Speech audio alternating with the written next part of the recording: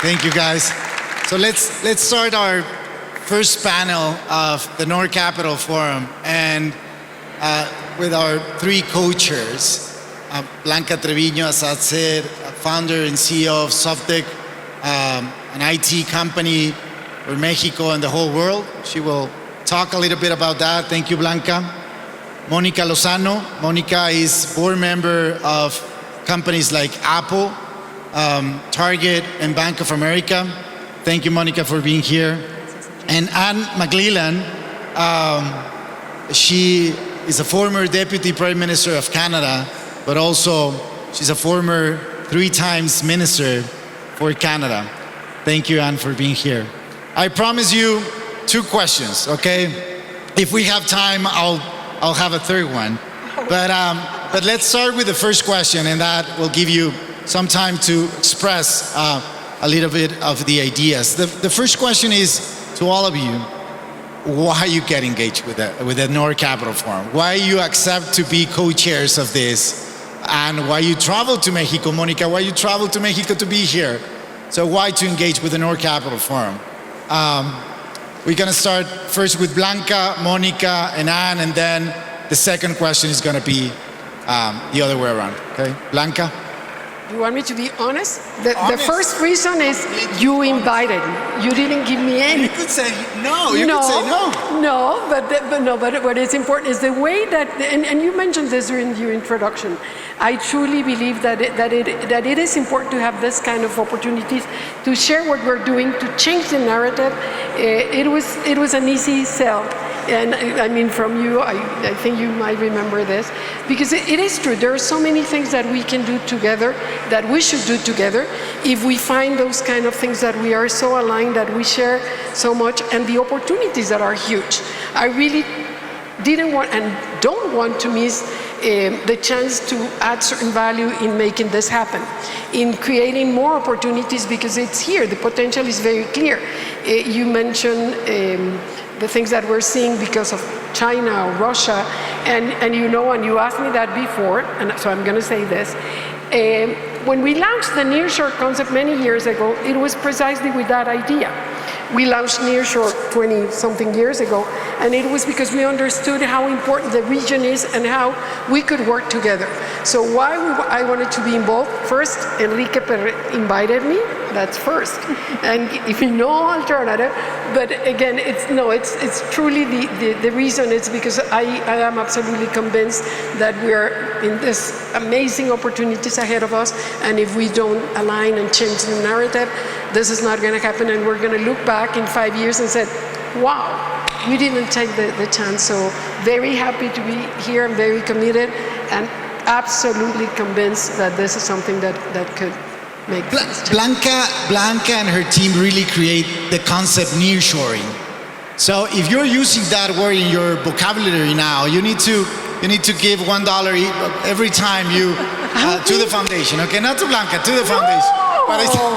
But it's a trademark. The nearshoring is a trademark from Blanca Treviño and her team. So thank you for that concept. Then we copy the concept and we create the ally shoring, because we think proximity is not all. We need to use other factors. But thank you, Blanca. Monica? Pues I'm also here because of Enrique Perret. No, it was such an extraordinary opportunity, and one that was somewhat of a surprise for some of you. And Claudia, I was so impressed by your comments, because I too have a rich history that is in many ways a representation of the integration, in this case, between Mexico and the United States, with a family that left Mexico over 100 years ago, traveled to the United States. And my grandfather, when you think about the power of business, my grandfather at a very young age, an entrepreneur who got to San Antonio, Texas, and started a Spanish language daily newspaper in 1913, over 100 years ago. And to be able to maintain a business that now has persisted over 100 years, I just think is such an extraordinary testament to the empuje that comes out of Mexico, and the desire to contribute to other communities, to other economies, and to actually represent the very best of what Mexico has to offer. And I, in some way, absorbed that as a third-generation Mexican-American born in the United States, and have always felt such cariño for Mexico, and was very involved over so many years for dialogues and programs and identifying areas of cooperation. But there was something very different about this moment, Enrique, and I was thinking about the remarks that you made, and I would summarize it in 3 ways. I do think that coming out of the pandemic, we're not necessarily out of the pandemic, but what we witnessed, what we experienced over the course of the last few years really changed very dramatically the way in which we think about opportunity, the way in which we think about economic growth, the way in which we think not about recovering to what we had before, because we believe that what we had before in many ways did not serve the interests of all communities. So how do we reimagine? This was a narrative that I've actually been really sort of thinking about very often, which is not about recovering, but reimagining and then recreating. And this is an opportunity for us to recreate. We can recreate the relationships between these 3 countries. We can recreate the relationships within the private sector. We can recreate the supply chains, and we do it from a place of very different values. It's exactly what Claudia and you actually mentioned, which is that this can't be business as usual, where some gain and advance and others are left behind. So how do we actually create not just a new North America way, but a new North America way that is more inclusive and that is built by the people who are most affected, where in fact the participation, I was so impressed by the participation of so many different sectors, so many individuals, so many institutions, so many universities, because it is that cooperation that goes across industry, sector, et cetera, that will actually define the new North America way. And so to me, this is a very unique opportunity. I had a good friend who many years at a conference on US-Mexico, and maybe one of you was the one who coined it and I don't remember, but he said, we're not just neighbors, we're roommates. We live together, we're roommates, and that means that we actually have to think in ways as if we were family, that has to address the challenges, not just through cooperation, but really with that direct collaboration that will come from this forum. Monica was for many years the CEO and owner of the 3rd largest media in the US for Hispanos, right? La Opinión. And there is something that we in Mexico needs to do with the Hispanic community. And I want, in the second question, I want to ask on that. And why you decided to come to the North Capital Forum, or to be a co-chair? I agree with everything that my colleagues have said. That's one of the benefits of going last. But let me say, first of all, Enrique and I had not met up until 2 or 3 months ago, and a mutual friend who's in the room, might I name her? Scotty Greenwood, who many of you know, put Enrique and me together to talk about the prospects of including Canada in this discussion around the North American way, because it would seem strange, wouldn't it, to all of you, to have a discussion about the North American way without Canada? So when Enrique and I started to talk about this, I thought this is really important for Canada, and to make sure that both as Canada and Canadians, we don't neglect or perhaps even ignore how important North America is as a region, as a collectivity. And therefore, I thought, let's take this opportunity to make sure that You confessed that you made some calls before deciding to say yes. Yes. Due diligence is important. Background check on my... But You passed it. but let me say, I was Attorney General of Canada. For sure she did a background check on my... but for me as a former government official, one of the things that I think is so important about the North American way is that these three countries are democracies. And democracy is under threat around the world. And I thought this would be an opportunity for the three countries, three strong democracies, to talk about our institutions, the challenges we face, but the opportunities to integrate further and to strengthen our institutions of democracy. And they are strengthened by civil society coming together, talking, listening respectfully, learning from each other. And I actually think none of our three countries should be complacent about our own democracies. And we need to work together and share on the strength of our democracies. But as a region, three democratic countries, we can help other democracies around the world who are under threat. And that's one of the reasons that I was motivated to participate. The other reason is that I was part of a government that was very much committed to rules-based trading, right? And that's obviously what NAFTA was. That's what we call CUSMA, Canadian, US, Mexican, the revitalized or renegotiated free trade agreement. And rules-based trading is key. Monica, you talked about not leaving people behind. It's important, in fact, to have rules-based trading that is inclusive, that when you develop the rules, you're talking about inclusion. You're talking about not leaving people behind. And so that for me, I think coming here, and I know it's important for the government of a previous government of which I was a part, rules-based trading, and continuing as a region to, in fact, reinforce our commitment and benefits to rules-based trading, but again, share our commitment and the benefits of rules-based trading with the world. Thank you, Anne. So, second question is more the actions that we need to take. Again, I think, and I could be wrong for sure, but we have a window of opportunity, right? This momentum that we are all talking about, it has a window of opportunity. And I always said 2 years because elections, because the narrative that it's outside about trade and about foreign direct investment and globalization. What should we do in the next, what's the next steps on?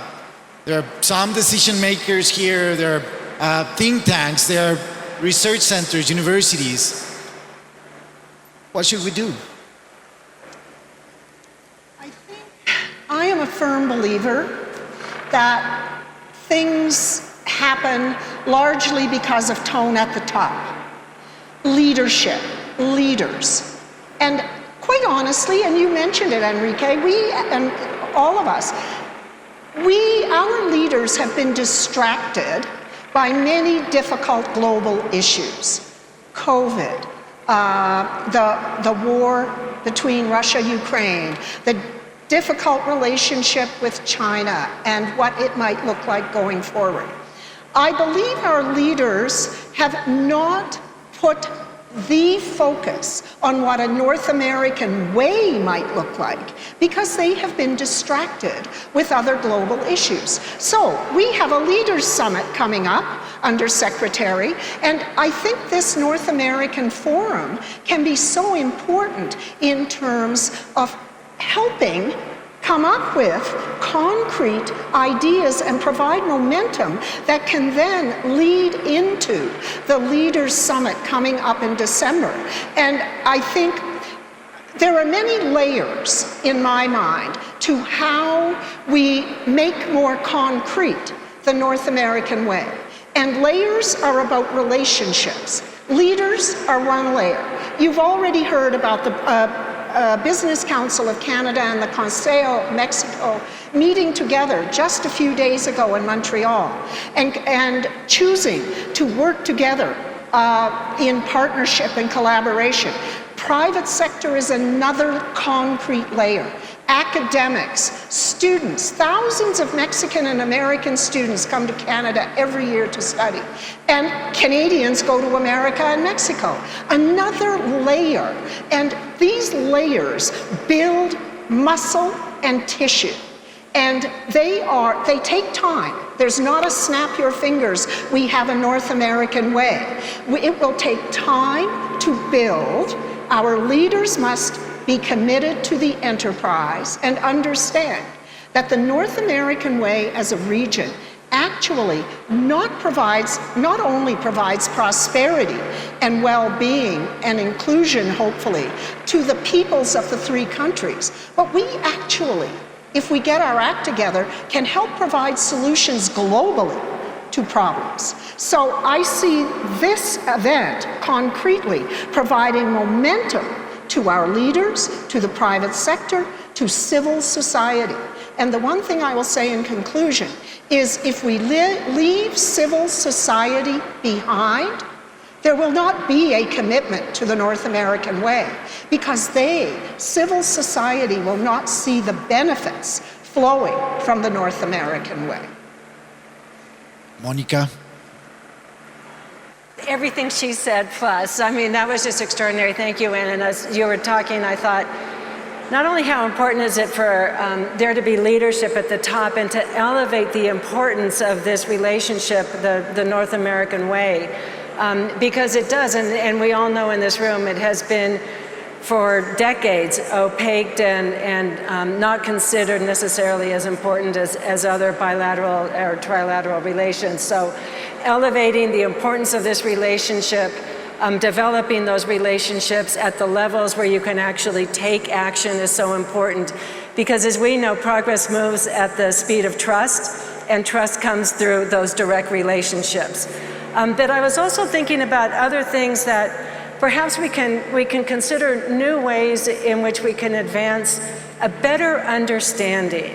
And as I think about, we were talking about this earlier, we need to change the narrative. We need to change the narrative. You mentioned the point about the role of Hispanics in the United States, the role of Latinos, the Mexicans that leave Mexico and migrate up to the United States, their contributions, the desire to provide more, the remesas and the money that they send back home to rebuild communities here, the integration of our two communities and our two countries, especially between the US and Mexico, is very real. But what is converted into is actually a negative narrative as opposed to one that focuses on the contributions and the strength that comes from working together. So the more that we can do this sort of building of civil society, of developing opportunities for people to actually better understand and then to carry that narrative forward, I think is absolutely essential. I would also say that there are some very concrete things that we all agree are the most important issues that need to be dealt with, whether they be the global challenges of climate change, of water, issues of labor, mobility. If we could identify 2 or 3 things that we all say we are going to tackle these now, supply chain, we've talked about the window that's open to actually think about a more integrated economic model around supply chain. Many of the companies that I'm involved with right now have actually identified this as their #1 issue, which is how do you diversify your supply chain? How do you limit your dependence on China and countries across East Asia and India? And what better, the proximity of allyship is absolutely so important. So that would be the second area, what I would say. Let's identify a couple of key areas where we all agree that we could have perhaps, I know they're not short wins, but they take focus, and that's what we need to do at the end of the day, is to prioritize where we think we have the greatest impact for the greatest number of people to be able to forge this integration that we all care so much about. Thank you, Monica. Blanca? completely agree with what you both mentioned, but probably if I was going to say, we keep saying that there's a very small window and we just have 2 years, but I'm sure many of us have been in different panels, events, and 4 years ago, 3 years ago, in which we said, there's this huge opportunity, let's take advantage of it, let's do whatever is needed. So I do believe that in many cases, and I think I was talking to Amelia, let's stop complaining, because it's like if we keep waiting for something else to happen. And I believe we have to take responsibility. If this is an opportunity, what can you do? We see it in different boards. They all agree that this is an opportunity. Yes, it would be great if we get the support of whatever different governments, but there's a lot we can do to make this happen and to take advantage of this opportunity, because again, you already mentioned all the things and the impact that it can have in our people, in the different families and our communities. But still, if you just want to focus on your company, there's this huge opportunity that you should not wait for someone else to make this happen. So probably agreeing with what you said, my call to action to your point would be, why do we keep on talking about the window and not start doing what we can do? There's a lot of things that we can do, the business community. Yes, it would be great if we also can have support from different entities, meaning the government, universities. But if each one of us can understand that we can be part of what is needed, and we do what is needed, I think this could happen. Instead of, again, having different panels, and don't get me wrong, panels about saying, do you see the opportunity? Yes, it's huge. It is huge, but we discussed this 2 years ago or 3 years ago. And what is it that you have done in the boards that you see it, in the boards that I see it, and have they done something? And it will be concerning from my perspective that we probably are still waiting for something to happen, and the window will be closed because there's going to be someone else that will come and take advantage of that. So again, you mentioned most of the things that I will mention, but probably from my perspective, it will be, what is it that you are going to do? You notice what it's needed, but what you can do to make things change. This kind of events certainly work, because we can talk and we can say, you see this as an opportunity, what is it that I have to do? And I think we'll come to a certain alignment that could make things work. We have 7 minutes for this panel, and so I have time for a third question. Let's go to specific on industry. Information technology, Monica, some of the boards that you're serving, and you're a lawyer, you work in a firm in can you tell us a little bit what is happening in that, and what is happening in the IT industry? It's a lot of movement, or what's the opportunity there? Do you think the companies are taking it? The Mexican, American, Canadian companies are taking this opportunity of the nearshoring? I have to say that the IT, I mean, we are part of this amazing industry, right? Very privileged, because it's exciting. There are so many things happening around technology, and technology crosses almost every industry. So to your point, yes, there are so many things happening around talent, and I think we had a few conversations before this session.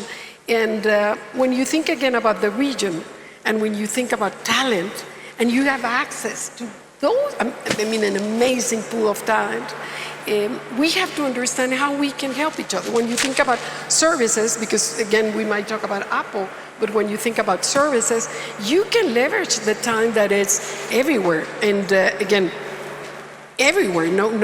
It can be Chiapas, or it can be Mérida, or it can be Pittsburgh, whatever. And we should be able to leverage that, because today I truly believe that the company that will be more successful is the one that is able to attract the brightest talent. It's not an easy challenge. There is a war for talent, and if we see ourselves as a region, that could certainly change many things if we do that.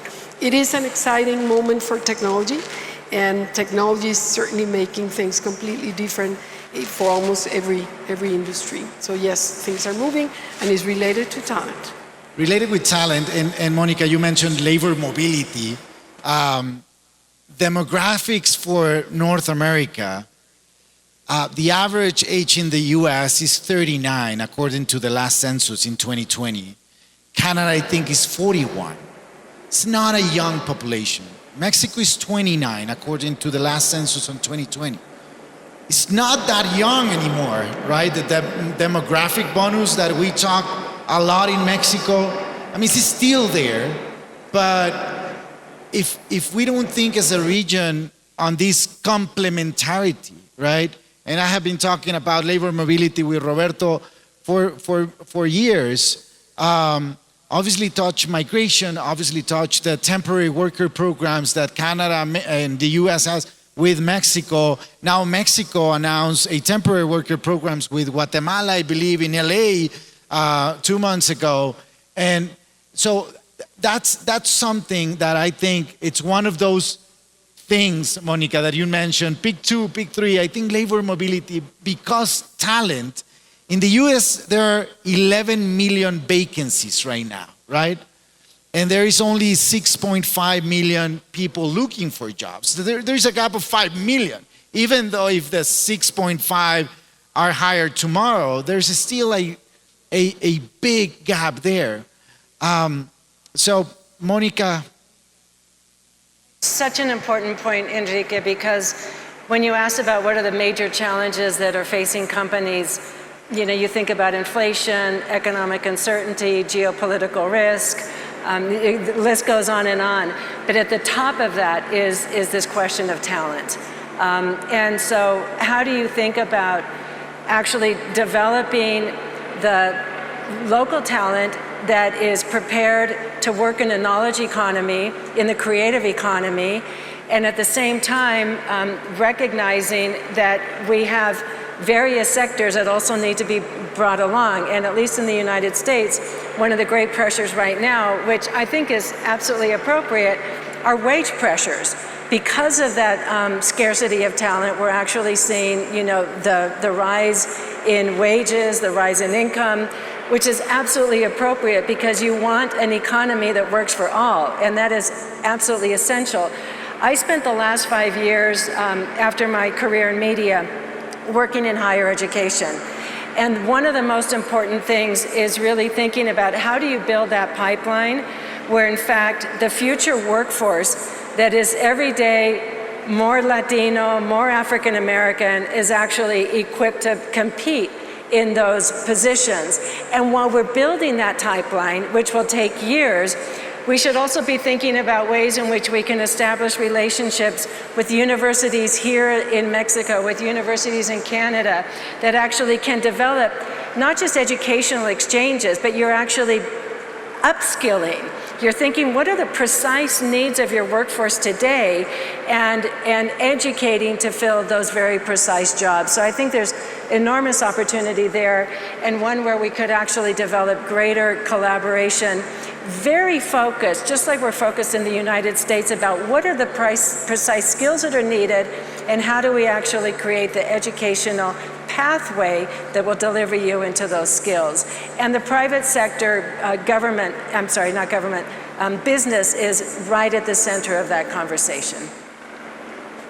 During COVID, I saw a lot of numbers, right? You were mentioning the Latino community in the US and the dreamers, Monica. 40,000 dreamers are working on healthcare, 20,000 dreamers working on the aerospace industry, 25,000 dreamers working as an educators, right? So at the end, governments needs to make decisions and to take actions. I mean, for us in Mexico, obviously, it's a no-brainer to take the dreamers, as a resident citizens, because they're adding so much value. Most of them are very, very young. All of them are very young. I'm going to turn to Anne, but I'll just mention one thing. I'm sure here in both countries there are the major business organizations. In the United States, it's the Business Roundtable. The subcommittee on immigration is chaired by Tim Cook, the CEO of Apple, precisely because of the issue that you just mentioned. Without a comprehensive approach towards immigration, one that recognizes the various levels, we're not going to progress as a North America. So I just wanted to make that point. Sorry, Anne. Anne? Again, I agree with everything that's been said. Look, in Canada, there's no question, labor mobility is probably top of the agenda. I know it is the top of the agenda for the ambassador here in Mexico. We want to streamline our own processes at home, but work closely with our Mexican and American counterparts. But I think as it relates to the workforce of the future, there's no question that we have a talent, we have a workforce gap. It's growing. We're an aging population. We need to match the workforce, the talent with the jobs, the tech jobs, the jobs of the future, which will all be premised on digitalization and other things. We have a mismatch at home, just as I think Canada, the United States, and Mexico have a mismatch in that regard. What I would say is that the three countries have different labor mobility challenges. And our challenge as Canada and the challenges that we face around labor mobility are not the same as those of the United States or Mexico, but particularly the United States. And we will work bilaterally and comprehensively with our neighbors, and especially Mexico, in terms of trying to deal with some of the labor challenges we face. As it relates to technology, I belong to an organization that talks about inclusive, sustainable economic growth within Canada. And two issues that the private sector and civil society talk about all the time: talent, where is it coming from? What are we doing to upskill and reskill? And digitalization. How do we make the investments to digitalize the Canadian economy? And those are the two issues that you hear over and over again, regardless of where you are in the Canadian economy or in our different levels of government. And those issues are probably the same in Mexico and the United States. And those are the kinds of issues I think we can work on together. So with that, we're gonna finish this first panel. Thank you so much, Blanca, Monica, Anne. Thank you again.